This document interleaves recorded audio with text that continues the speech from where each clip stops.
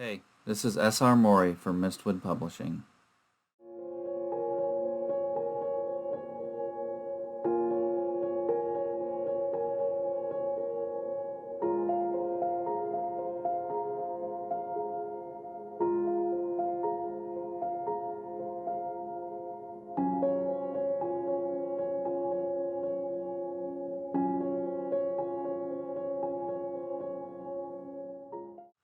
It's been a while, over 2 years since I put a pause on Mistwood Publishing and the Legends of Fostra series. I don't regret this decision. It was obvious back then that it needed to be done, as it is obvious to me now what needs to be done now. To be transparent with you, as I always try to be, the last 2 years was a pretty solid break. I did write a little bit, a good 50-ish pages for Saga III, and quite a bit of editing for Saga II, but for most of that time, I did as I intended to do, which was rest and take a big step back and kind of reassess things and heal. I used the time for healing, as I said, and I did a pretty good job of that. I got really deep into Green Lantern and Batman comics, as you can tell from looking around probably. I own every issue of Hal Jordan Green Lantern now. It's quite the feat. It started in 1959. But yeah, I have a much richer confidence in myself now and a comfortability in the things I like, where I am no longer really embarrassed about being a fantasy author or liking the things that I like. You know, I teach a comic book history class now at the high school, and I've really kind of just become comfortable with who I am and the things that I enjoy. I also rekindled my faith in God in these last 2 years. I sought help from spiritual leaders and partners to help me through much of what I was going through and struggling with, which culminated in some of the issues which made me make that fateful video 2 years ago. That, more than anything else, has made me a happier and better person, kind of rekindling my faith. Before that, though, I had lost focus on what mattered, on what the mission was, from the get-go.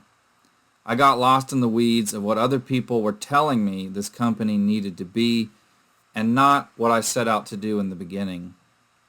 And it was fun, don't get me wrong, chasing all the flashy art and add-ons and all of those things, merchandise, but it was a very stupid decision from a business perspective. I was trying to market these novels as if they were comic books, which I do love. I was acting like the art was king and not the story. And that doesn't mean that in my writing I wasn't focusing more on the story, but as far as the marketing went, I felt a lot of pressure from other people I was talking to, those who got me into crowdfunding, that I needed more and more art to get sales. And then if I did not have more art, and if that art wasn't of a certain sexual appeal, the campaign would fail. And that was very scary to me, and it drove me to make decisions that I now regret. The expenses rose and rose, and the return on investment and all that art was pretty much impossible to measure. Emerald Knights was the real kicker. There was really no profit there at all. We are still recovering from Emerald Knights. It was also not well for my mental well-being and the health of the relationships around me. It is stressful putting yourself out there, especially when you're having a hard enough time finding reasons to love yourself. That is actually the exact opposite time to be searching for acceptance from others through sales numbers and opinions of your very personal work. I would even get down to the point where I would be just stressing about, in my mind, how few people, even though we actually sold pretty good numbers, but in my mind, how few people had bought the book, and that those few that did buy it, very few would have read it, and even fewer would have liked it very much. I would get really quite stressed about typos that I might have missed, even though major publishers make those same mistakes, but it really would get me down. I felt like people were going to catch those typos and then think I was a joke of an author and just quit reading. Of course, now I know that most people aren't grammatically literate enough to really notice that stuff anyway. Most people that think they found a grammatical error are probably wrong anyway. Over the past 2 years, there have been a number of college kids that have picked up the Veil of Stars during this process of healing, and they absolutely loved the book, to the point of which they were just gushing about it. And I'm not really sure that those 3 young men that I'm thinking about in particular, I'm not really sure they understand just how much their liking the book kind of kept the flame alive in my heart when it seemed like the flame was dying. I don't think people in general realize just how much talking about my books means to me. I love talking about my books. I'm just always nervous that nobody wants to talk about it, and I'm just annoying people when I talk about it. So anyone that talks to me about it voluntarily and they're actually engaged and I can tell they're happy to be having the conversation, I'll even think about that conversation years afterwards. When I made my last video, I really meant what I said about Mistwood Publishing being paused for probably a long time. And when I said that, I was envisioning a longer time than 2 years. Or if it was going to come back in 2 years or sooner, it would have been in a capacity that was a very limited release, so that all of the work I had done for Saga II and the money I had spent on it already wouldn't go to waste. But then, September 10th, 2025 happened. Charlie Kirk's assassination and the subsequent reaction to it has really troubled me quite profoundly. I'm reading off a teleprompter so that I don't start crying and such. It's hard to put into words just how heavy of a blow this is to me. Not just because someone I enjoyed watching on the internet was dead, but because of the sheer significance of what the world had lost when he was killed, murdered. Charlie was a force of nature by all accounts. He was a crusader for the truth and an apostle-level fighter for Christ. And I don't care if that sounds hyperbolic to some people. That is truly how I see him in my eyes. In the days and now weeks after Charlie was killed, murdered, and now with his memorial service having happened, there's just this intense fire burning in my heart, like a really intense burning passion that only intensifies every time I see someone react horribly to Charlie's death, a desire to act. And that leads to another question. What does that look like for me? What are my skills, and how can I use them to continue Charlie's mission? We're all different. Not all of us, or even most of us, can be public debaters or podcasters. And listen, I've heard my voice, so I'm not a YouTuber. I don't plan on being a YouTuber. I just use this to communicate information to the people that I'm trying to communicate information to. So I'm not a podcaster. I'm not a public debater. My thing is writing. Those of us who seek to pick up Charlie's torch and kind of follow through on this saying of you kill one, make him a martyr, and a million take his place. Those of us who seek to do that, we have to ask ourselves, what does it look like for us as individuals to pick up that torch? The question is, what do you bring to the table?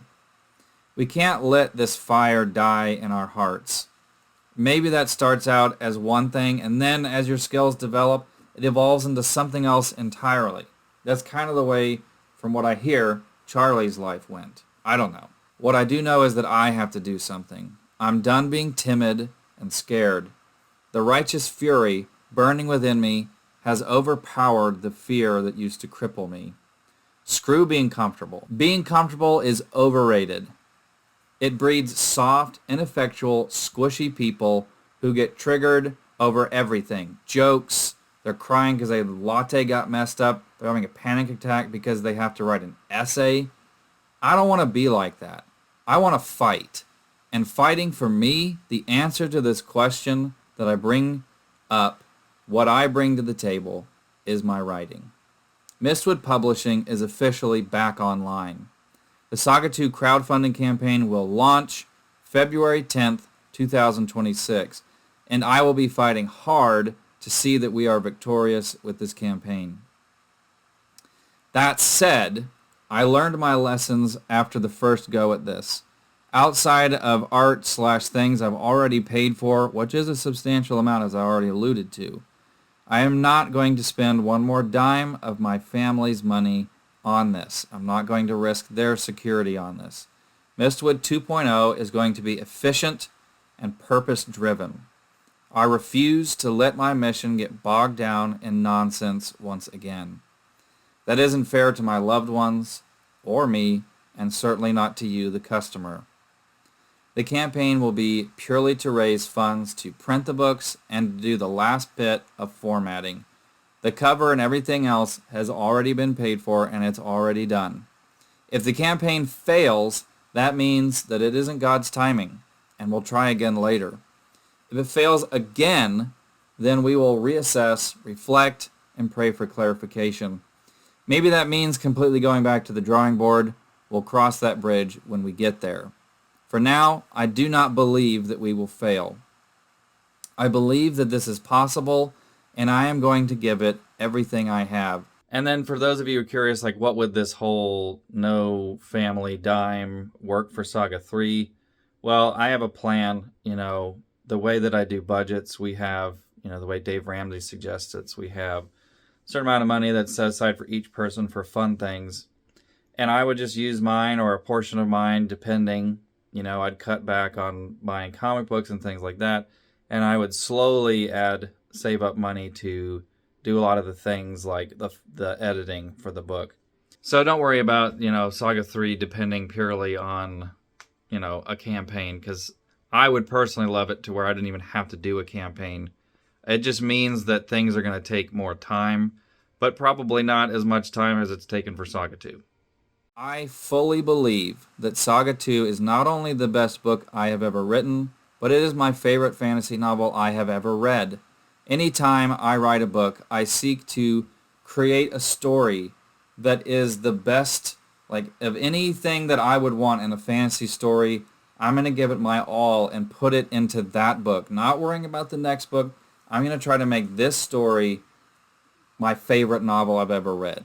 That is my mission for every book. And Saga 2 did not start out that way. Part of why it's taken so long is because it took a long time to get this book right. And boy, am I glad to say that it is better than I would have ever possibly imagined. It truly is a book that evolved into something that the hardest part of pausing things was I knew how good this book was, and it really just ate me up inside to know that people weren't going to be able to read it. Saga 2 has been finished for some time, all that said. The edits I've been doing over the last 2 years have been more of what I would describe as bonus edit rounds. Not necessary, but it's always a good thing in case you catch extra mistakes. That said, there isn't much changing to the plot I'm willing to do to fit this revitalized mission.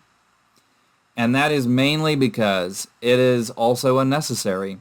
I have always been quite bold in my writing about my faith and my politics, and Saga 2 is no exception. I honestly don't see how someone could read Saga 1 and disagree with that statement that I just said. But again, Saga 3, which is still incomplete, it's still in the first draft, about maybe a little over 1/3 of the way done with it. That book will be full throttle on the gas with this new mission, starting with dedicating the book to the memory of Charlie Kirk. Saga 2 and 3 will be unapologetically S.R. Morey, I want to assure you of that. Faith, conservatism, quirky humor, nuanced, blunt characters, and that unique kind of violence that only I can bring to the fantasy genre will all be there. They'll be at the forefront. Everything that you loved from the previous book will still be there. Again, I asked myself, what do I bring to the table that can reach the demographic that Charlie fought so hard to reach, which coincidentally is the same group that primarily reads my books, aka young men typically of high school, college age, and a little bit older. And that's my answer. Will some people disagree with the things I say in the book or how I make my points in the story? Most definitely. Christians and non-Christians, close friends, family members, they've all been offended by things before in my stories. But that's what Charlie did. He was uniquely quirky that way, and he was blunt and not afraid to tell the truth. And neither will I be. I will not let this go. I will not forget what happened, and I will not let the fire in my heart be quenched. This assassination was a turning point for me and Mistwood Publishing. God used Charlie because he was bold and told the truth. And the least I can do is try. The least any of us can do is try. Charlie was a much better man than I am and probably ever will be. But that's not an excuse for inaction. It's not an excuse to sit back on the sidelines and be shrunken by fear and cowardice. No more. Boldness is called. Each of us has to do our part. And for me, what that looks like is Mistwood Publishing and Saga II crowdfunding campaign in February of 2026, specifically the 10th. I hope to see you there.